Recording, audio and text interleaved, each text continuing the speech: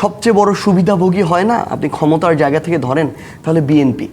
যে যত বড় দল সে তত বড় মানে সুবিধাভোগী এই জুলাইয়ের। মানে জুলাই বিক্রি করার মতো কোনো কিছু না, এটা এমন কিছু না যেটাকে আপনি কেজি দরে মন দরে বিক্রি করে কোনো কিছু পাবেন। মাসুদ কামাল একটি কথা বলছিলেন, মানে সেই সময়ে আসলে আমরা যে ঐক্যবদ্ধভাবে ছিলাম, ঠিক 2 বছর পরে সে আজকের যে সংঘাত সংঘর্ষ সেটা অনেকটাই অবধারিত ছিল, কারণ ক্ষমতায় যাবার চেষ্টাটাই মূল ছিল। মানে আপনাদের ক্ষেত্রেও কি শুধু এই ক্ষমতায় যাবার চেষ্টাটা মূল ছিল? না, ব্যাপারটা হচ্ছে কি, আসলে দেখেন আমি আরেকটা শব্দ আপনার দ্বিমত ছিল ওইটাও অ্যাড করি, তারপর এটা যেহেতু অ্যাড করলাম, আরেকটা শব্দ ছিল হচ্ছে জুলাই বিক্রি করা।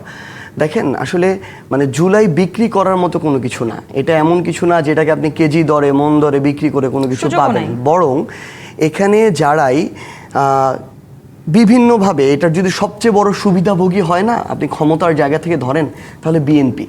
যে যত বড় দল সে তত বড় মানে সুবিধাভোগী এই জুলাইয়ের।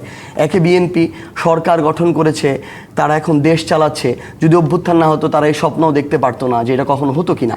এরপরে বড় দল হিসেবে জামায়াত তাদের জায়গা থেকে বিরোধী দল হয়েছে, তারা রাজনীতি করতে পারতো কিনা এটা নিয়েও সন্দিহান অবস্থায় ছিল। আওয়ামী লীগ টিকে গেলে তাদের রাজনীতি নিষিদ্ধ হয়ে যেত, হয়ে গিয়েছিল। তাদের সাথে আবার আপনারা রাজনৈতিকভাবে ঐক্যবদ্ধ ছিলেন। এবং না, এটা তো আমরা নির্বাচনী জোট করেছি, এই জোট তো বিএনপিও 30 বছর করেছে। সো আমাদেরকে বলার আগে 30 বার বিএনপিকে বলতে হবে, আমাদের তো 1 বছর এখনো হয় নাই।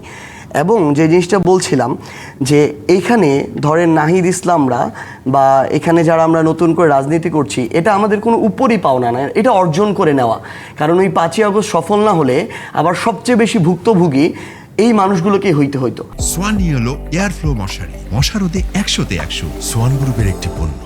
হয়তো কেউ সারা জীবনের জন্য গুমের শিকার হইতো, হয়তো কাউকে রাষ্ট্রদ্রোহিতার অভিযোগে মৃত্যুদণ্ড দেওয়া হইতো। সো এটা আসলে ওই ত্যাগের মধ্য দিয়ে অর্জন করে নেওয়া, অতটুকু রিস্কের মধ্য দিয়ে অর্জন করে নেওয়া।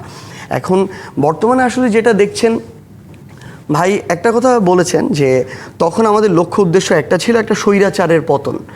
এবং এখন যেটা হয়েছে যে ওই আংশিক উদ্দেশ্য, 1 দফা 2টা বিষয় ছিল, স্বৈরাচারের পতন আর নতুন রাজনৈতিক বন্দোবস্ত।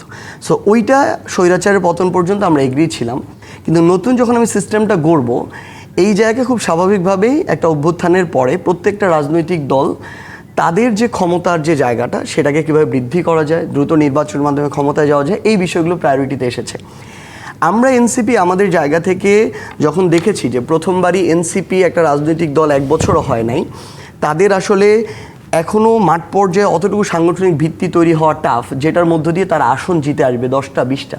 সো আমাদের জোট করতেই হতো আমরা সংসদে প্রতিনিধিত্বের জন্য। এখন আমরা প্রথমে বিএনপির সাথেই কথা বলেছি, একটা ডেমোক্রেটিক পার্টি সেই জায়গা থেকে। তো যেটা হয়েছে, আমরা যখন দেখি তাদের সাথে কথা বলে যে তাদের মূল উদ্দেশ্য নির্বাচনটা, সিস্টেমগুলোর সংস্কারটা না, তারা যখন আমরা জিজ্ঞাসা করি যে আপনি গণভোট হলে রায়টা বাস্তবায়ন করবেন কিনা, অধ্যাদেশগুলোকে আইনে পরিণত করবেন কিনা, তখন যখন আমরা তাদের ওইরকম প্রপার কোনো উত্তর পাই না, তখন আমাদের মনে সন্দেহ তৈরি হয়।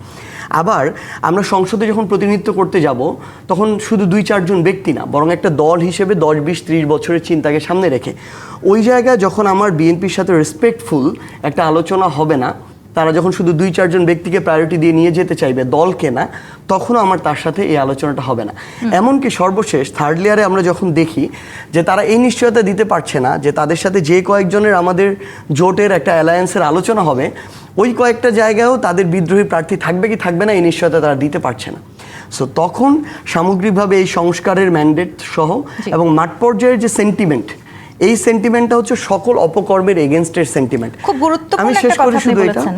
তো এই সকল অপকর্মের বিরুদ্ধে যখন সেন্টিমেন্টটা, আপনি মাঠ পর্যায়ে খোঁজ নেবেন ফেয়ার জায়গা থেকে, আমরা যে কোনো দলের চিন্তা না করি, যেগুলোর কারণে মানুষ বিরক্ত বা যে অভিযোগগুলো আসে সাধারণ মানুষের থেকে, মানুষের উপর জুলুম শোষণের, এগুলোর সাথে শুধু এখন না, মানে নির্বাচনের পরে না, নির্বাচনের আগেও বড় দল হিসেবে মোর ম্যান পাওয়ার থাকার কারণে বিএনপি এই জায়গাটাতে বেশি জড়িত ছিল।